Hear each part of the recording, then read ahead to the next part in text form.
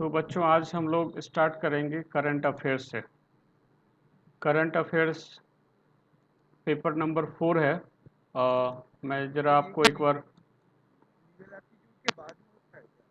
Paper number 4 सबसे last में होगा आपके पास पेपर नंबर 4। और ये पेपर नंबर 4 के बारे में मैं थोड़ा सा पहले गाइड कर दूं आपके पास। ये करंट अफेयर्स में 15 क्वेश्चंस और 20 मार्क्स का अलॉटमेंट है, लेकिन इसके साथ जो वाइवा वोके है, अगर वाइवा वोके बिकॉज अभी पूछा नहीं जा रहा है तो आपका ये 15 मार्क्स भी इसके साथ ही आएगा। तो इन टोटलिटी में ये 30 मार्क्स का क्वेश्चन होगा। तो 30 मिनट्स सॉरी 30 क्वेश्चंस 35 क्वेश्चंस होगा और एग्जैक्टली 50 मार्क्स का होगा। सो ये काफ़ी इम्पॉर्टेंट रहेगा, ये बहुत ही वाइटल होगा हमारे लिए, क्योंकि यहाँ पे हम लोगों को थोड़ा सा मेहनत बाकी पेपर से कम करना है। जहाँ पे बाकी सबको पढ़ना है, लर्न करना है, समझना है, याद रखना है, तो यहाँ जो इस पेपर में है वो करंट अफेयर्स के लिए प्रिपेयर करना है। और मैंने आपको जो मैट दिया है बाकी कुछ करंट अफेयर्स उसमें है, और उसके अलावा भी बहुत सारा और भी आपको टाइम टू टाइम मैं गाइड करता रहूँगा और आपको वो मटेरियल दिया जाएगा। तो मैं आपको करंट अफेयर्स के ऊपर क्या पहले बोलना चाहता हूँ वो बहुत ही ध्यान से सुनिए। सबसे इम्पॉर्टेंट वाला पेपर हो गया है ये, क्योंकि हमने देखा कि सबसे कम मेहनत करके सबसे ज़्यादा मार्क्स मिलेगा। पर current affairs GK general knowledge होता है, ये करंट अफेयर्स होता है। करंट अफेयर्स जीके से थोड़ा अलग है। करंट अफेयर्स मतलब क्या अभी चल रहा है, करंटली क्या कुछ हो रहा है हमारे आसपास इवेंट्स, उन सारे इवेंट्स की जानकारी आपको होनी चाहिए। बेसिकली ये न्यूज़पेपर को पढ़ने से, टाइम टू टाइम आप टीवी में न्यूज़ सुनने से, या कुछ करंट अफेयर्स के बुक्स को पढ़ने से इस तरह का नॉलेज मिलता है। और ये एक लिमिटेड नॉलेज नहीं होता है कि सिर्फ एक ही जगह से पूछा जाएगा, लेकिन मैं जितना ज़रूरी होगा उतना आपको गाइड भी करूँगा और क्वेश्चंस भी सप्लाई करूँगा। तो आपको कुछ क्वेश्चंस ऑलरेडी दिया है, इसके अलावा भी बहुत सारे और क्वेश्चंस आपको गाइड किया जाएगा। अभी ओलंपिक हुआ है, ओलंपिक से रिलेटेड जो क्वेश्चंस है उन सबों को भी गाइड करूँगा। तो अब सबसे पहले चलते हैं कि करंट अफेयर्स को प्रिपेयर कैसे किया जाना चाहिए। क्या कुछ क्वेश्चंस दिए गए हैं और उसके साथ उसका आंसर हमारे को पता है तो उनको सिर्फ देख लेने से एक काम हो जाएगा? नहीं, ये गलत अप्रोच। ये अप्रोच से आप अटक सकते हैं एग्जामिनेशन में। तो अप्रोच क्या लेना चाहिए ये पहले जानना है। आप इसमें यूज होने वाला छोटा छोटा टर्म्स, जो पर्सनालिटीज़ है और जो आसपास की चीज़ें हैं, प्रेमाइसेस जिसको कहते हैं, उनको ज़रूर से ध्यान रखना है। अगर आप उनको याद रखते हैं, देखते हैं, तो ज़रूर आप इनको याद रख पाएंगे। तो आइए स्टार्ट करें क्वेश्चन नंबर 1 से। क्वेश्चन नंबर 1 कह रहा है कि G20 summit 2019 was held in which of the following country. अभी मैं आपको सबसे पहले सिखा रहा हूँ कि एग्जैक्टली इसका प्रेमाइसिस क्या है। इसमें यूज हुआ है G20 समिट 2019। तो G20 समिट के बारे में थोड़ा पहले जानना चाहिए। ये जो 2019 की बात हुई ना, तो 2019 और 20 का मैंने यहाँ पे आपके लिए फ़ोटो लगाया है, कुछ कलेक्शन दिया है। ये 2019 का है G20 ओसाका समिट, और जापान में हुआ। और इसके बाद देखिए ये जो है उसके बाद का नेक्स्ट भी हो चुका है। हम लोगों को थोड़ा नॉलेज अपडेटेड रखना है। ये अगर एक क्वेश्चन G20 समिट 2019 का आया है तो आपको ये भी याद रखना है कि 2020 का कहाँ हुआ।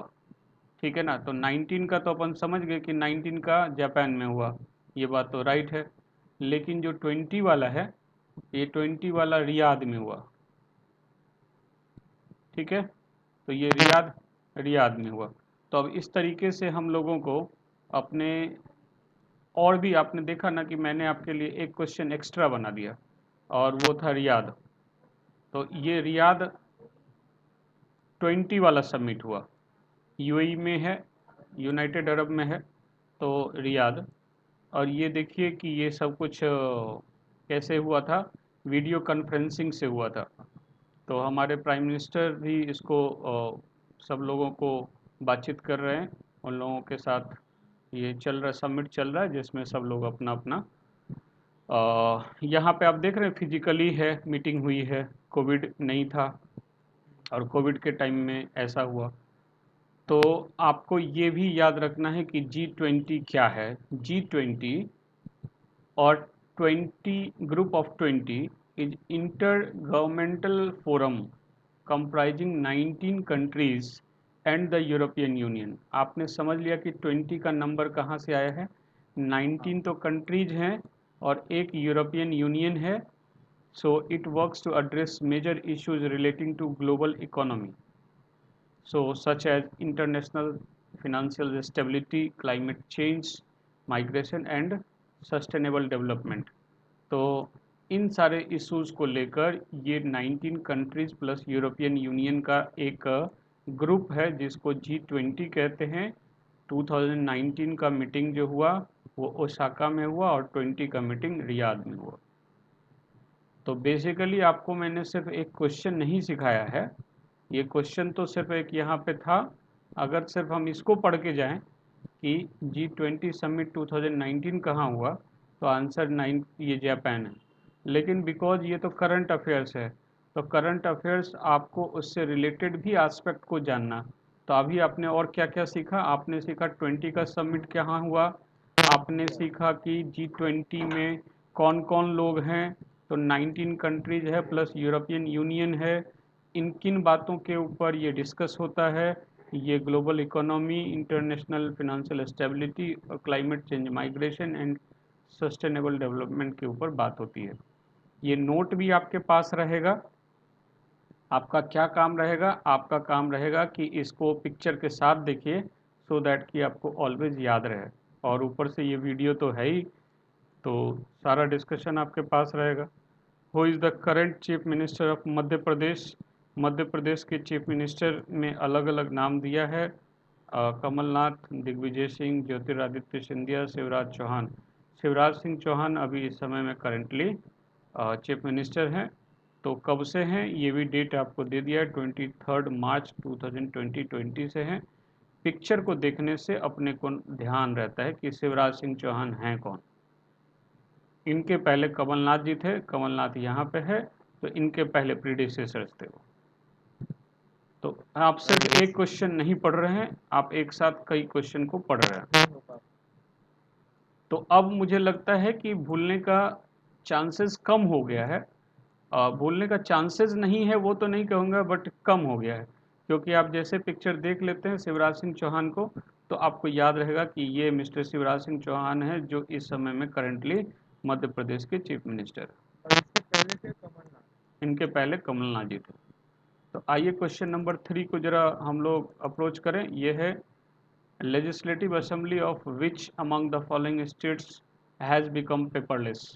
तो ये है Arunachal Pradesh. Arunachal Pradesh has gone paperless in line with PM Narendra Modi digital India initiative. Digital India initiative जब से हमने चलाया है, तो हम लोगों ने जो है बहुत सारे जगहों को पेपरलेस किया है। इसमें से सबसे पहले जो है अरुणाचल प्रदेश का असेंबली भी पेपरलेस हो गया, सब कुछ डिजिटल हो गया। क्वेश्चन नंबर 4 की तरफ चलो। यह है, who is the current speaker of Lok Sabha. Lok Sabha के करंट स्पीकर, लोकसभा और राज्यसभा, हमारा जो पार्लियामेंट है उसका दो अलग हाउस होता है। लोकसभा में इलेक्टेड मेंबर्स होते हैं और इनडायरेक्ट मेंबर्स राज्यसभा में होते हैं। तो उनके जो इस समय करंटली स्पीकर हैं, वो करंटली स्पीकर हैं ओम बिरला। मिस्टर ओम बिरला ने अपना जो है ये पोस्ट कब से किया हुआ है, 19 जून 2019 से वो इस पोस्ट पे हैं। तो ये ओम बिरला को आपने देख लिया पिक्चर में, मुझे लगता है कि अब भूलने का चांसेस थोड़ा सा कम हो जाता है। ठीक है, आप बार बार भूलने का संभावना चांसेस रहेगा, तो आपका कोशिश है कि देखो भूलना ना हमारे लिए बहुत इंपॉर्टेंट होता है। अगर हम दिन भर के काम को भूलें नहीं रात भर में, तो रात में अगर नहीं भूलेंगे तो दूसरे दिन हमारा मेमोरी जो है ना करप्ट हो जाएगा, उसमें फिर फ्रेश एनर्जी होगा नहीं। इसीलिए हमको बार बार ये वीडियो देख लेना है आपको, इसलिए मैं वीडियो दे रहा हूँ कि आप इसको अपने मोबाइल में, लैपटॉप, डेस्कटॉप में इसको देख लीजिए। कई बार देख लेने से आप भूलने का चांसेस बहुत ही कम होता चला जाए। So question number 5। Question number 5 क्या कहता है? India has been ranked at which position in the list of world's largest economies as per IMF data. IMF क्या है भाई, पहले वो समझ लेते हैं। इंटरनेशनल मॉनेटरी फंड, नाम से ही कम ये क्लियर होता है, ये मॉनेटरी फंड है, इंटरनेशनल मॉनेटरी फंड है। एक इंटरनेशनल फिनेंशियल इंस्टीट्यूशन है, हेडक्वार्टर वाशिंगटन डीसी में है, कंसिस्टिंग ऑफ 190 कंट्रीज, 190 कंट्री इसके मेंबर्स हैं। और ये ग्लोबल मॉनेटरी कॉपरेशन के ऊपर काम करता है, सिक्योर फिनेंशियल स्टेबिलिटी के ऊपर काम करता है, facilitate international trade, promote high employment, sustainable economic growth and reduce poverty। तो ये कुछ काम करता है। आपको आईएमएफ का पता लग गया, इंटरनेशनल मॉनेटरी फंड है, हमारे को जब जब ज़रूरत होती है तो हम लोग आईएमएफ से लोन भी लेते हैं। तो इंडिया को उन्होंने किस पोजीशन पे रखा है? तो लार्जेस्ट इकोनॉमीज़ के सेंस में अगर देखें तो इंडिया को 5th पोजीशन पे रखा गया in terms of economy. Next, which company will use ISRO? ISRO हमारे देश का जो साइंटिफिक ऑर्गेनाइजेशन है, तो सैटेलाइट वगैरह इससे बनता है और इसको भेजा जाता है। सो उससे एक टेक्नोलॉजी है, सो ये NavIC navigation technology in its upcoming smartphones for the first time in the world, किस में यूज़ किया जा रहा है? Which company will use? ISRO का ये जो टेक्नोलॉजी है इसका यूज़ कौन करेगा, पहले ज़रा समझ लेते हैं कि है क्या। Indian regional navigation satellite system with an operational name of NavIC, इसका पूरा नाम है navigation with Indian constellation operated by ISRO, is an autonomous regional satellite navigation system. क्या करता है ये तो नाम तो समझ गए हम लोग, कौन ऑर्गेनाइजेशन है जो इसको चला रहा है, जो ऑर्गेनाइज ऑपरेट करता है वो समझ गए। करता क्या है? एक्यूरेट रियल टाइम पोजीशनिंग बताएगा विद टाइमिंग सर्विसेज। ये कहाँ तक इसका कवरेज है? इंडिया और इसके साथ साथ extending 1500 kilometre around it. So 1500 kilometre India के जो हमारा है टेरिटरी, उससे दूर तक यहाँ तक कवर करता है। तो इसको कौन सी कंपनी इस टेक्नोलॉजी को यूज़ करने वाली है, नेवाईसी को, नेविगेशन विद इंडियन कंस्टलेशन को? वो है रियलमी। इसके अलावा भी बहुत सारे हैं, यहाँ पे देखिए, सैमसंग, नोकिया, वाइवो, वीवो, ये सारे के सारे इसको यूज़ नहीं कर रहे हैं। सबसे पहला कंपनी जो यूज़ करेगा वो होगा Realme. Shooting and archery events of the Birmingham Commonwealth Games 2020-22 will be held in which Indian city? Chandigarh. Chandigarh बहुत ही ब्यूटीफुल सिटी है, Rock Garden. Reserve Bank of India conducted financial literacy week from February 10 to 14 2020 on which of the following theme? इसका theme क्या था? Reserve Bank of India ने financial literacy week मनाया था जो 10 फरवरी से 14 फरवरी 2020 तक था। तो इसका भाई रिजर्व बैंक ऑफ इंडिया अगर मनाएगा तो ज़्यादातर फिनेंशियल से बात होगी। ये है micro small and medium enterprises से रिलेटेड थीम था, एमएसएमई कहते हैं। एमएसएमई है क्या? ये branch of Government of India is the apex executive body for the formulation and administration of rules, regulation and laws relating to micro small and medium enterprises. बच्चों ये भी याद रखना, एमएसएमई का फुल फॉर्म यही है, micro small medium enterprises. The minister of micro small medium enterprises is Narayan Rane. इस समय में उनके मिनिस्टर ये हैं। ये करंट अफेयर्स में आपको एक्स्ट्रा बता रहा हूँ। मैं आपको सिर्फ एक क्वेश्चन नहीं बता रहा हूँ, कम से कम अभी तक में मेरे पास गिनती से 8 हुआ है, बट कुछ नहीं तो आपको 20-25 क्वेश्चंस में बता चुका हूँ। Which place won the best Swachh iconic place award in the Swachh Bharat mission awards? तो ये सिर्फ टेम्पल्स का नाम है, अलग अलग कैटेगरी था। तो आप जो टेम्पल्स वाला देख रहे हैं उसमें वैष्णो देवी टेम्पल है, ठीक है ना। आप ये नहीं कहेंगे कि ये पूरे ऑल ओवर इंडिया का सारे कैटेगरी में है, नहीं नहीं, अलग अलग कैटेगरी था। ये टेम्पल वाला कैटेगरी है, उसमें से Vaishno Devi temple. Question number 10 है, विच among the following conferred Padma Vibhushan award 2020 in the field of public affairs? ये भी अलग अलग फील्ड के लिए होता है। पब्लिक अफेयर्स के लिए 2020 में पद्म विभूषण अवार्ड, तो ये किसको किसको मिला, थोड़ा लिस्ट एक बार देख लेते हैं, ध्यान रहना चाहिए। देखिए पब्लिक अफेयर्स में और भी लोगों को मिला था। जॉर्ज फर्नांडिस, अरुण जेटली, ये अलग दूसरे देश के थे। अनिरुद्ध जगन्नाथ, मैरी कॉम, उसके बाद छन्नू लाल मिश्रा, इनको आर्ट्स के लिए है। सुषमा स्वराज पब्लिक अफेयर्स के लिए, और तीर्था, तो ये अदर्स के लिए। तो आपके पास जो अभी जितने दिए हुए हैं इसमें ऑप्शंस, उसमें देखिए आपके पास सिर्फ और सिर्फ एक ही ऑप्शन है जिसको आप टिक कर सकते हैं, मिस्टर जेटली। बाकी यहाँ पे देख रहे हैं आप कि पब्लिक अफेयर्स में ही फर्नांडिस भी हैं, जेटली भी हैं, अनिरुद्ध जगन्नाथ भी हैं और सुषमा स्वराज भी हैं। तो हमारे लिए ऑप्शन कई हो सकता था अगर दिया गया होता। Name central government's first comprehensive कोविड-19 ट्रैकिंग ऐप, ये तो काफ़ी फेमस रहा है, तो आप आरोग्य सेतु ऐप को जानते हैं। Name the country which host the third edition of Asian youth games in 2021। Youth games, so China ने किया था Asian youth games 2021, so China. बाकी सारे ऑप्शंस को कट कर देना है, जापान, इंडिया, थाईलैंड। कट करने से भी दिमाग कंप्लीट हो जाता है कि हाँ ये नहीं है, ये नहीं है। By which year NASA has plan to set up Artemis the first human base camp in South Pole of Moon? तो 2024 तक प्लानिंग है कि ये किया जाएगा, first human base camp in South Pole of Moon, ऐसा अभी तक प्लानिंग है नासा का। Who is present union minister of health and family welfare of India? आपके पास जो क्वेश्चन दिया हुआ है आपके नोट्स में, उसमें हर्षवर्धन जी का नाम होगा।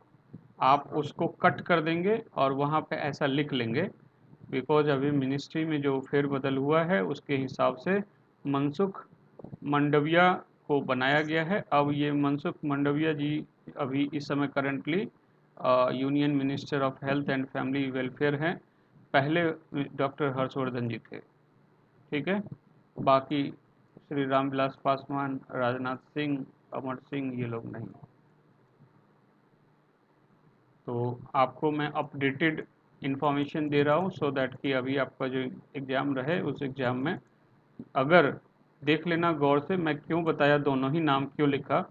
मैं इस नाम को हटा भी सकता था यहाँ से, मैंने नाम इसलिए रखा है कि अगर आपके ऑप्शंस में डॉक्टर हर्षवर्धन है तो आप समझ लेना कि ये वो पुराना है, लेकिन उस समय सिर्फ यही आपके लिए फिट रहेगा टिक करने को, ठीक है ना। ये तो मैंने अभी करंट वाला लिख दिया है, बट ज़रूरी नहीं है कि करंट आपका क्वेश्चन पेपर सेट हो। Khadi and village industries commission KVIC has developed double layered khadi mask recently Covid के टाइम में। सो KVIC functions under which ministry? So ministry of micro small medium enterprises, अभी अभी हमने सीखा MSME, MSME। और इनके जो मिनिस्टर थे वो याद है आपको, मिस्टर नारायण राणे, ठीक। तो आपको इसीलिए तो बोला था कि कई बार अगर आप देखते हैं तो याद रहना। Ministry of home affairs has issued the advisory. अभी कोविड के टाइम में बहुत सारा एडवाइजरी वगैरह अलग अलग मिनिस्ट्री से इशू हो रहा था। सो होम अफेयर्स ने एक बार ये एडवाइजरी जो इशू किया था वो क्या था, to safeguard private individuals from using which video conferencing application. जी ये ऐप था जूम, जूम के ऊपर कि प्राइवेसी लोगों की सिक्योर्ड रहे, उसको लेकर उन्होंने एडवाइजरी इशू किया। बाकी सबको भी बोल बोल कर जरूर से क्रॉस करना, go to meeting Skype, Google Hangouts.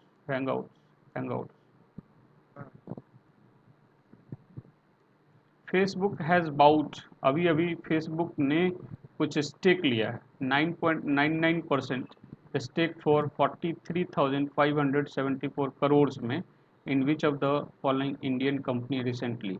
Actually diversification के प्रोसेस में हर कंपनी चाहती है एक ही जगह अपना पैसा न रखे, उन पैसों को अलग अलग दूसरे दूसरे तरह के जो सेक्टर हैं, दूसरे दूसरी कंपनियां जो अच्छी कर रही हैं उसमें भी पैसे को इन्वेस्ट करते हैं। सो ये रिलायंस जियो में पैसा लगाया फेसबुक ने 10% स्टेक रिलायंस जियो का खरीदा है। 10% नहीं है, 9.99% ही दिया गया है, और उसके लिए जो कीमत ली गई थी वो 43,574 करोड़ की। प्रधानमंत्री भारतीय क्या है ये, प्रधानमंत्री भारतीय जनौषधि परियोजना, पीएम बीजेपी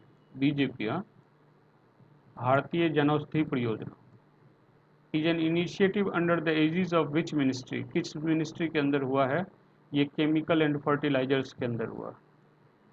जन Aushadhi, Jan Aushadhi, ministry of chemicals and fertilisers.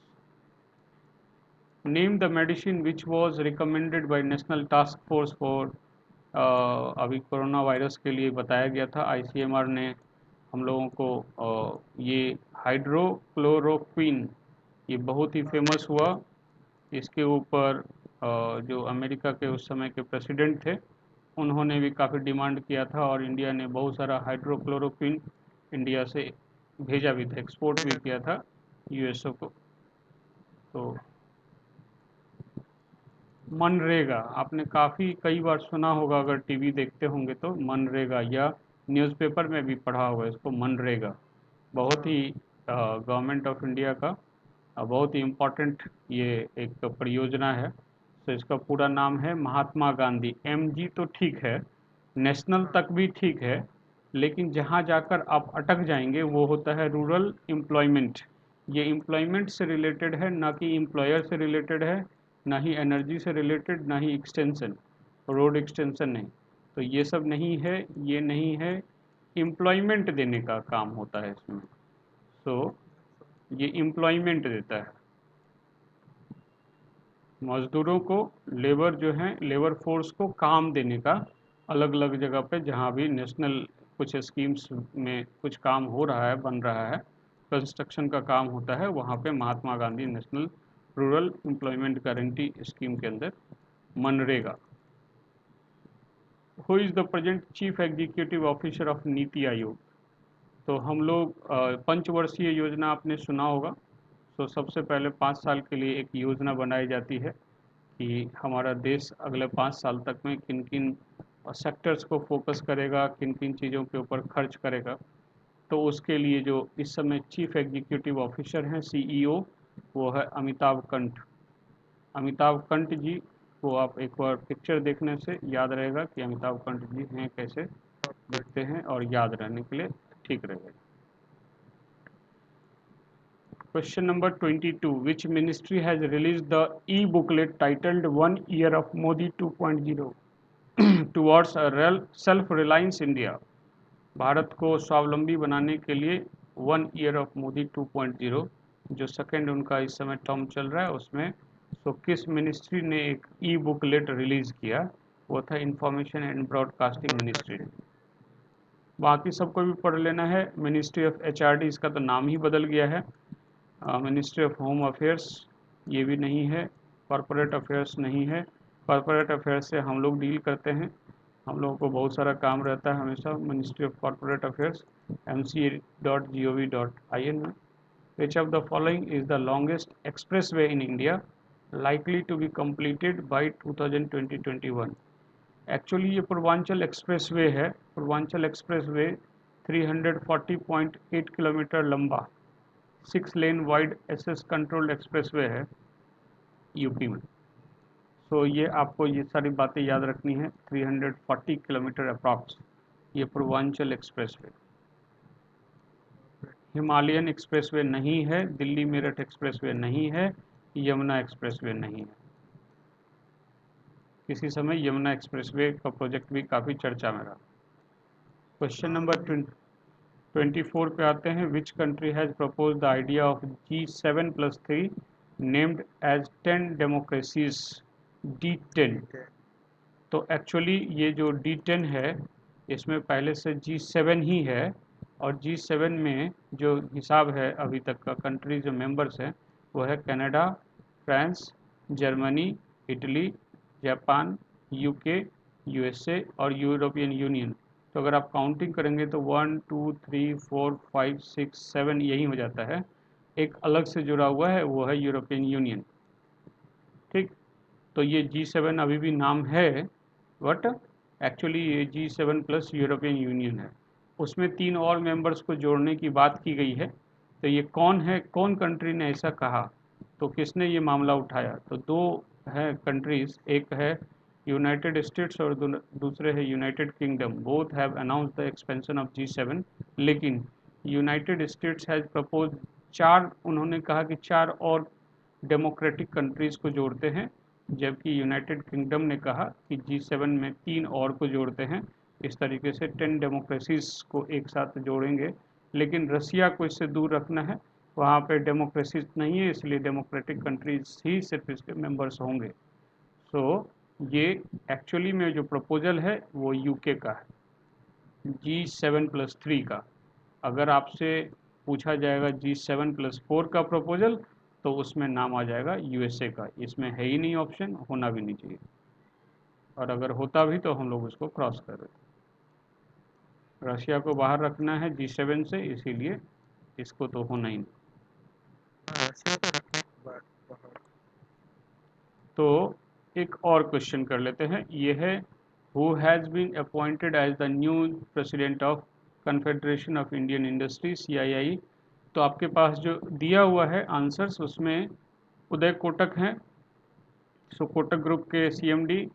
लेकिन इस समय एक्चुअली जो टाटा स्टील के CEO हैं उन्होंने इसको जगह को ले लिया है 21-22 के लिए। सो TV नरेंद्रन का नाम आप उसमें जोड़ लीजिएगा। अभी करेंटली ये हैं CII के new president for the year 2020-21-22 के लिए। ठीक है, बाकी सारे लोगों का नाम हटा देना है। संगीता रेड्डी, संजीव मेहता और पवन कुमार अग्रवाल, ये लोग नहीं।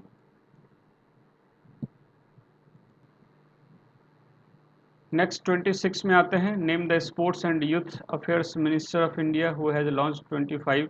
देखो ये जो मिनिस्टर है उनका इसलिए नाम रखा गया है क्योंकि इन्होंने 25 days Khelo India community coach development programme चलाया था। अगर आपसे ये पूछा जाता है तो उसमें किरण रिजिजू का नाम ही रहेगा। सो अभी ये मिनिस्टर बदल गए हैं। आप ये बात ध्यान रखें कि स्पोर्ट्स एंड यूथ मिनिस्टर जो है इस समय में अनुराग ठाकुर हो गए हैं। ये लिखा हुआ Anurag Thakur is the current minister of youth affairs and sports. But मैंने क्या कहा आपसे, मैंने आपको कहा कि जिसने ये लॉन्च किया 25 days Khelo India community coach development programme. तो अगर क्वेश्चन इसके ऊपर पूछा गया है तो आपका आंसर होगा किरण रिजिजू। वो पुराने मिनिस्टर हैं और उन्होंने ही ये सब किया। Who becomes the first ever woman to reach deepest point of ocean, the Challenger Deep? ये कैथी सुलिवन का नाम यहाँ पे आपको रखना है। स्टीफन विल्सन को हटा देना है, विटसन को हटा देना है और नैन्सी रोमन को हटा देना। सेवी, इसका नाम याद रखना है पूरा। सेवी का फुल फॉर्म भी आपसे पूछा जा सकता है, ये भी एक अलग से क्वेश्चन हो सकता है। Securities and exchange board of India. rearranged the commodity derivatives advisory committee recently. Who chairs the committee? तो सिंपली आपको नाम याद रखना है अशोक गलवानी का। बाकी सब लोग सरदाना, शिवा कुमार और सबनवीस, ये मदन सबनवीस, इन लोगों का नाम हटा दें। Union government has announced no new schemes we will launch till. तो यूनियन गवर्नमेंट ने एक अनाउंसमेंट किया कि अभी हम लोग कब तक नया कोई स्कीम नहीं करेंगे, तो ये था 31 मार्च 2021 तक। तो ये याद रखना। Which data sharing website was blocked by government of India recently?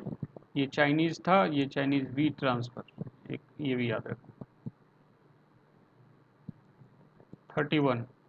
Who among the following has recently attended Russia's Victory Day parade? अभी हुआ था ना, रशिया में मॉस्को में हुआ था, तो वो उनका 75th एनिवर्सरी मना रहे थे वो लोग। सोवियत यूनियन जो सेकेंड वर्ल्ड वॉर में जीता था, उसका 75th एनिवर्सरी, तो वहाँ पे मिस्टर राजनाथ सिंह गए थे। How many Chinese apps were banned by the Ministry of Electronics and Information Technology under Section 69A of the Information IT Act 2002? तो ये जो है हम लोगों ने 59 चाइनीज़ ऐप को बैन किया था। 59 69 नहीं, 49 नहीं, 55 नहीं, 59 59। याद नहीं रहता है तो 60-1 करके भी देख सकते हो, सेम ही रिजल्ट आएगा। ठीक, याद रखने का तरीका है। Where does India's first plasma bank was inaugurated? तो ये न्यू दिल्ली में कोविड के टाइम में बनाया गया था। Michael Martin has been elected as the Prime Minister of which of the following country in June 2020? Ireland. China नहीं, लग्जमबर्ग नहीं, जापान।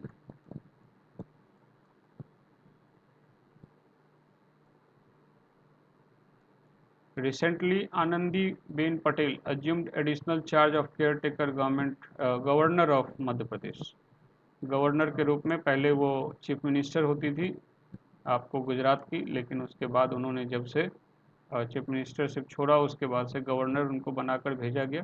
तो पहले मध्य प्रदेश का गवर्नर, और presently she is the governor of Uttar Pradesh. तो उत्तर प्रदेश और मध्य प्रदेश दोनों का चार्ज उनके पास एक समय में है। Which country hosted chair the 36th ASEAN summit? 36th ASEAN summit. अब आसियान के बारे में थोड़ा सा समझ लेते हैं। आसियान ये association of south east countries जो हैं उनके, एशियन नेशंस। सो ये economic union comprising 10 members state. So south east Asia के 10 कंट्रीज़ का ये एक ग्रुप है जो प्रमोट करते हैं आपस में इकोनॉमिक ग्रोथ और कोऑपरेशन को। तो ये आसियान का सिंबल है। और ये आसियान ने which country hosted chaired the 36th ASEAN summit? इसका थीम था कोहेसिव एंड रिस्पॉन्सिव आसियान। तो वियतनाम में हुआ था ये 36th। The space agency from which country set to take its first tourist to a spacewalk in 2023? तो Russia का जो स्पेस एडवेंचर्स है और रॉस्कोमस, इन दोनों ने मिलकर प्लान किया है कि 2023 में ये लोग फर्स्ट टूरिस्ट स्पेस में ले जाएंगे।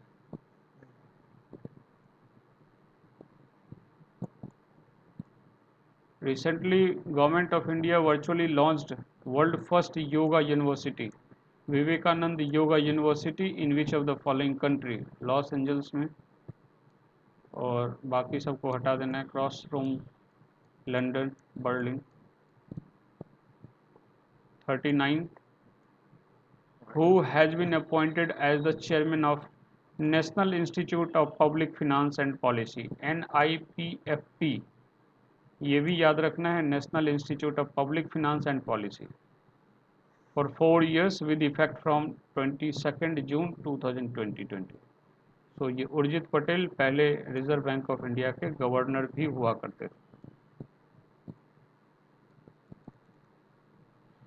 Which Indian has been elected as member of ITF World Tennis Tour Men's Panel representing Asia Oceania Zone? तो ये निकी कल्याणदा पुनाचा, ये निकी कल्याणदा पुनाचा का फोटो है, देखने से थोड़ा ध्यान रहेगा।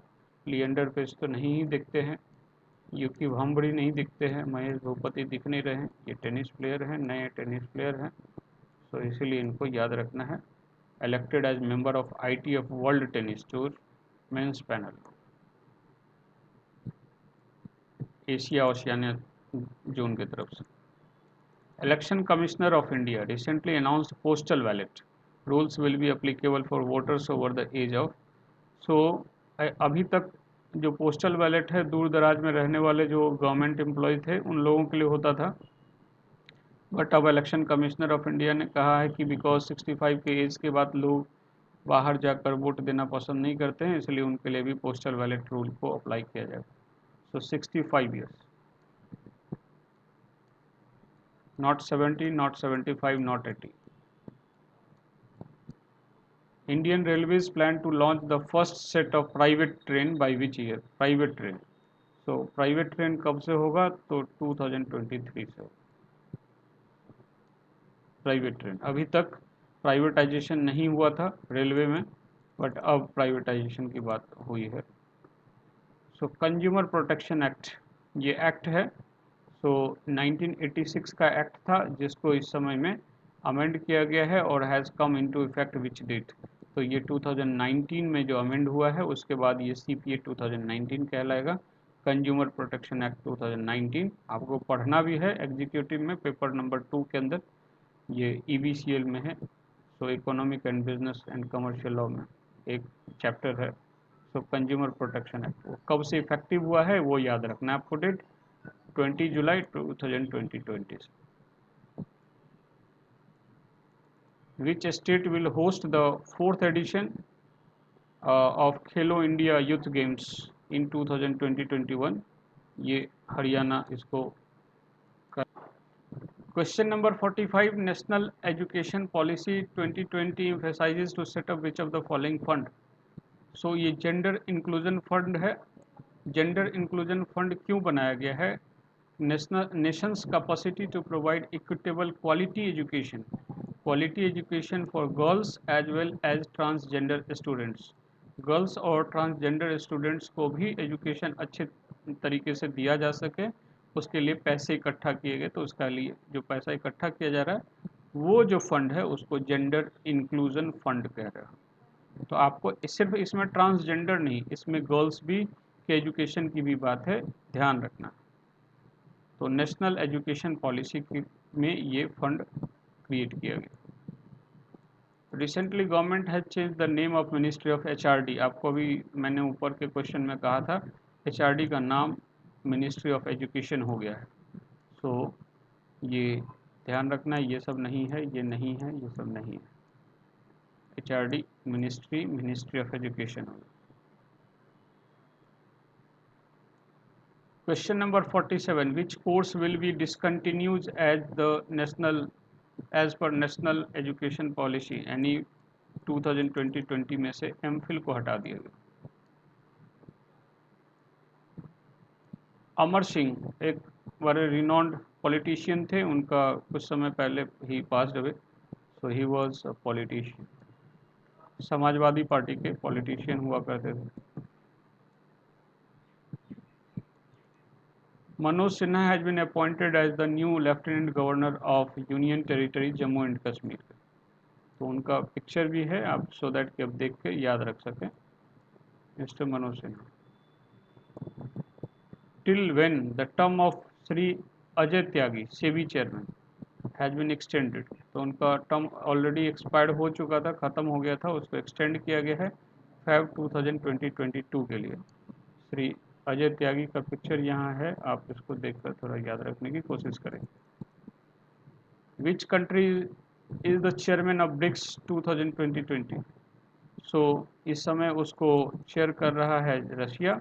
ब्रिक्स क्या है? BRICS acronym coined to associate 5 major emerging economies. B stands for Brazil, R stands for Russia, I for India, China and South Africa. So BRICS, ठीक है। तो आपने देखा कि 5 कंट्री इसके अंदर है, और ये जो आप बात कर रहे थे 13th की, ये 2022 की ना। सो 2021 में 2021 में जो हुआ उसको वीडियो कॉन्फ्रेंसिंग से किया गया इंडिया। तो आपने याद रखा, 2022 वाला 20 वाला और 21 वाला इंडिया में हुआ, और इंडिया ने इसको वीडियो कॉन्फ्रेंसिंग से किया। ये 21 का है लोगों। मिस्टर प्रणब मुखर्जी हमारे प्रेसिडेंट पुराने जो who passed away recently is the कितने उनका 13th प्रेसिडेंट ऑफ इंडिया थे।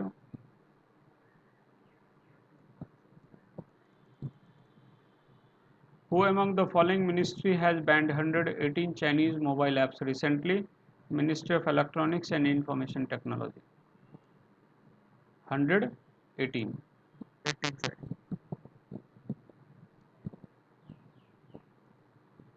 Who has been appointed as 14th CAG? CAG मतलब controller and auditor general of India. CAG जो होते हैं वो बहुत ही स्पेशल पर्सन होते हैं। इस समय जो कैग हैं इनका पिक्चर आप देख रहे हैं, और ये श्री GC मुर्मू हैं, गिरीश चंद्र मुर्मू। सो कैग का के ऊपर एक अच्छा खासा एक्सप्लेनेशन मैंने रखा है, क्योंकि आगे जाकर भी आपको इनके बारे में जानना है। So controller and auditor general of India, auditor होते हैं गवर्नमेंट ऑफ इंडिया का, ठीक। ये पोस्ट कॉन्स्टिट्यूशनल पोस्ट है। कॉन्स्टिट्यूशन ऑफ इंडिया के आर्टिकल 148 के अकॉर्डिंगली ये पोस्ट बनाया गया है। और कैग क्या करते हैं, ये ऑडिट करते हैं। ऑडिटर होते हैं ना कंपनी के, उस तरीके से ये ऑडिटर हैं गवर्नमेंट ऑफ इंडिया के भी, स्टेट गवर्नमेंट्स के भी, मतलब गवर्नमेंट के पास पैसा, जहाँ भी पैसा है उसका यूज़ हो रहा है किस तरीके से, वो सब। इसके साथ साथ जितने भी गवर्नमेंट्स से रिलेटेड ऑटोनोमस बॉडीज़ हैं, कॉरपोरेशंस हैं, वो भी।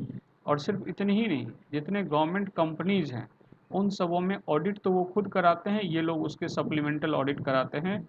और सब की रिपोर्ट जो है वो पार्लियामेंट या स्टेट लेजिस्लेशन में भेजी जाती है। वहाँ एक स्पेशल कमिटी होती है जिसको PAC कहते हैं, पब्लिक अकाउंट्स कमिटी, या कमिटीज़ ऑन पब्लिक अंडरटेकिंग्स। तो पब्लिक अंडरटेकिंग्स का काम के ऊपर जो रिपोर्ट है वो कमिटी को, इसको COPU को भेजा जाता है, और बाकी जो PAC को भेजा जाता है। तो ये सब कुछ कैग के बारे में थोड़ा सा। कैग अभी जो करंट हैं GC मुर्मू, उनका जो है इस समय वो चेयर कर रहे हैं, तो ये प्लेस को वो होल्ड कर रहे हैं 8 अगस्त 2020 से। आपको ज़रूर उनको याद रखना चाहिए, फ़ोटो भी ध्यान रखना चाहिए।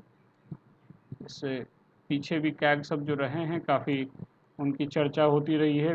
मिस्टर विनोद राय काफ़ी चर्चा होती रही, उन्होंने बहुत सारे रिकमेंडेशन वगैरह भी दिया था। Who launched transparent taxation honoring the honest platform of income tax department recently? So किसने ये प्लेटफॉर्म, अभी जितना भी हम लोगों का इनकम टैक्स का असेसमेंट वगैरह होता है, ये सब कुछ पहले पेपर पे होता था, फेसलेस होने की बात हो गई है। इसको जो मिस्टर नरेंद्र मोदी जी हमारे प्राइम मिनिस्टर, उन्होंने लॉन्च किया।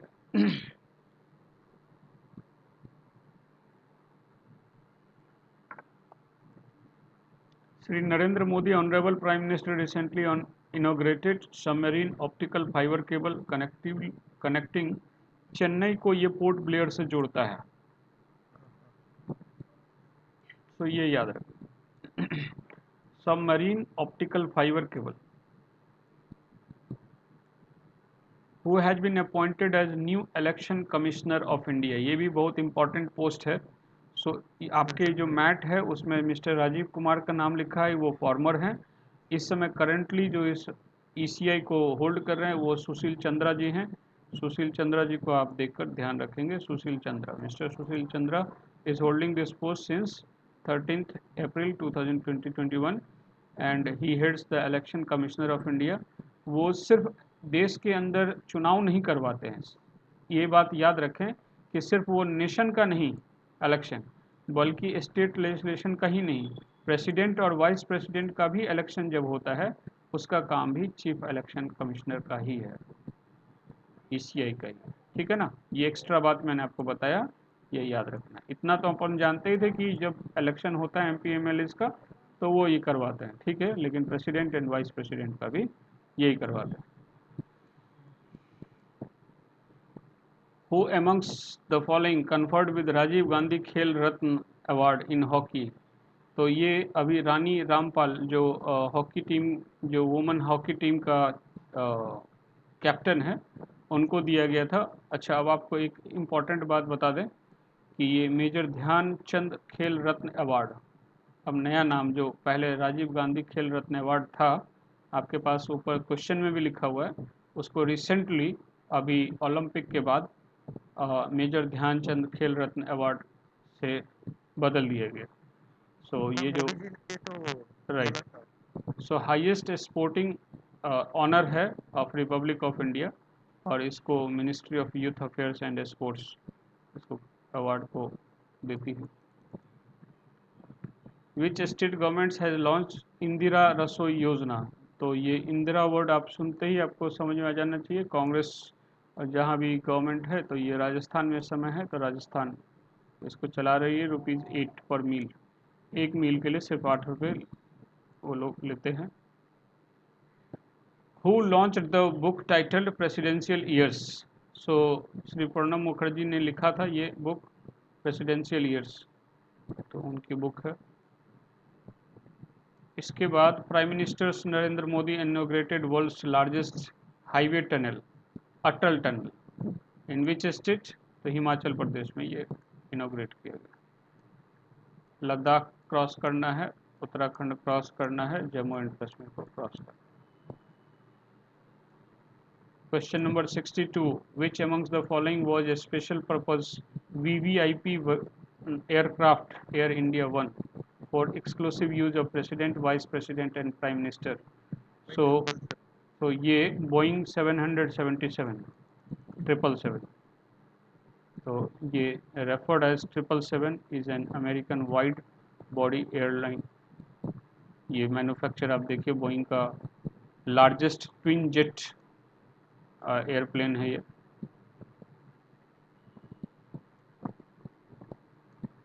हु इनॉग्रेटेड द वैश्विक भारतीय वैज्ञानिक अभी समिट 2020, तो श्री नरेंद्र मोदी ने इनॉग्रेट किया।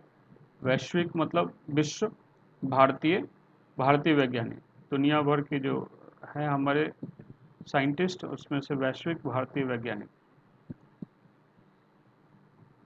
Who chaired 5th special session of WHO executive board? तो हर्षवर्धन जी जो हमारे उस समय हेल्थ मिनिस्टर थे, उन्होंने चेयर किया था। WHO का नाम खूब अभी अपने बीच में सुना, responsible for international public health. तो WHO के गाइडलाइन आ रहे थे कोविड के टाइम में, टाइम टू टाइम, जिसको अडियर किया जा रहा था। The airport in which of the following state या union territory becomes airport authority of India? First 100% solar powered airport. So उस पर जितने भी उपक्रम यूज़ हो रहे हैं वो सब सोलर पावर से चल रहा है। ये पुडुचेरी में हुआ 100% सोलर पावर, क्योंकि हम लोग को रिन्यूएबल एनर्जी की तरफ बढ़ना है ना, कार्बन इमिशन को कम से कम करना है। जितनी आप देख रहे हैं कि क्लाइमेट चेंजेज ये सब कुछ कार्बन इमिशन ज़्यादा से ज़्यादा हो रहा है, उसी की वजह से हो रहा है। Who has been appointed as new chairman of TRAI, Telecom Regulatory Authority of India? TRAI, तो ट्राई जो है हमारे देश के अंदर जो एक रेगुलेटरी बॉडी है, जो टेलीकॉम का रेगुलेटर माना जाता है, टेलीकम्युनिकेशन सेक्टर। आप मोबाइल में जो टैरिफ यूज़ करते हैं, ये सब कुछ ट्राई सेट करता है, किस तरह की आपको सर्विस, मिनिमम किस तरह की सर्विस दी जाए। अगर ट्राई ना हो तो शायद ये सब चीज़ पॉसिबल नहीं होगा। तो इस समय उसके चेयरमैन मिस्टर PD वगेला है, राजेश खुल्लर क्रॉस, समीर खरे क्रॉस, और पार्थ सारथी सेन शर्मा को cross, PD Vaghela acting chairman of TRAI. Legendary singer SP Balasubramaniam, who passed away on 25th September, उनकी आवाज़ किससे मिलती जुलती थी? अब एक आपके लिए पिक्चर का भी एक पिक्चर से रिलेटेड क्वेश्चन है। तो मिस्टर सलमान खान, एक्टर सलमान खान की वॉइस से काफ़ी मिलती जुलती। Who was the theme of international day of peace? So shaping peace together, theme यही था, shaping peace together, international peace day का थीम था ये। विच नेशन को hosted global climate summit in December? United nations को के साथ UK, United kingdom ने इसको किया था 2020-21 में। United Nations climate change conference also known as COP 26 United Nations climate change conference so scheduled हुआ था in the city of Glasgow, Scotland. और इसको ने यूके यूनाइटेड नेशंस के साथ मिलकर होस्ट किया था 31 अक्टूबर से लेकर 12 नवंबर 2020-21। ये सब प्लान्ड है, ये planned, it is scheduled to be held. और लास्ट में आपके पास एक क्वेश्चन और है, वो है who has been elected as Rajya Sabha deputy chairman. बहुत ही रेयर इसका नाम लोग जानते हैं, राज्यसभा का डेप्यूटी चेयरमैन। तो इस समय हरिवंश नारायण सिंह राज्यसभा में एमपी हैं। और वो हैं कौन? तो इंडियन जर्नलिस्ट एंड पॉलिटिशियन हैं, deputy chairman of Rajya Sabha. Rajya Sabha और लोकसभा जानते हैं आप, लोकसभा इलेक्टेड होता है और राज्यसभा इनडायरेक्टली इलेक्टेड होता है। सो इसको अपर हाउस भी कहते हैं राज्यसभा को, और लोकसभा को हम लोग लोअर हाउस भी कहते हैं। सो ये इस समय करेंटली डेप्यूटी चेयरमैन है राज्यसभा के। So this was all about for this session.